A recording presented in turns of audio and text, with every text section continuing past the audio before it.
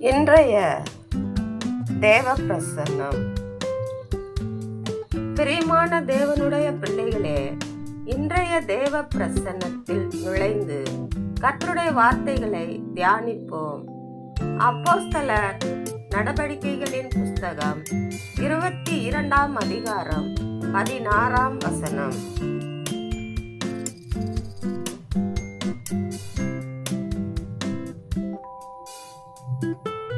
இப்பொழுது நீ தாமதிக்கிறதென்ன?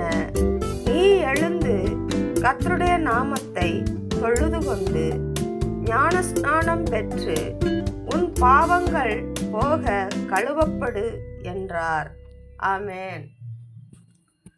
கர்த்தருடைய பிள்ளையே, நீ தாமதம் செய்யாதே.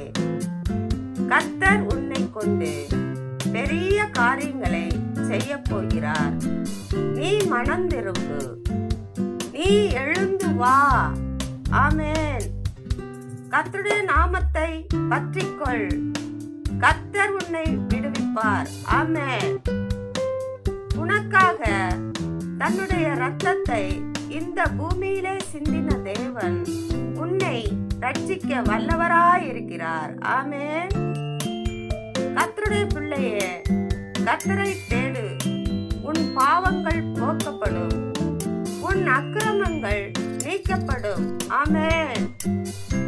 நீ செய்த சகல பாவங்களும் அவருடைய இரத்தத்தினாலே கழுவப்படும். ஆமென். மனம் திரும்பு. கர்த்தர் உன்மேல் நேசமாயிருக்கிறார். ஆமென். அவருடைய அன்பை ருசித்துப் பார். கர்த்தர் உன்மேல் பிரியமாயிருக்கிறார். தேவனுடைய பிள்ளையே, நீ எழுந்து பிரகாசி. கர்த்தர் உன்னை பெரிய காரியங்களை செய்ய பண்ணுவார். ஆமென். ஆமென். ஆமென்.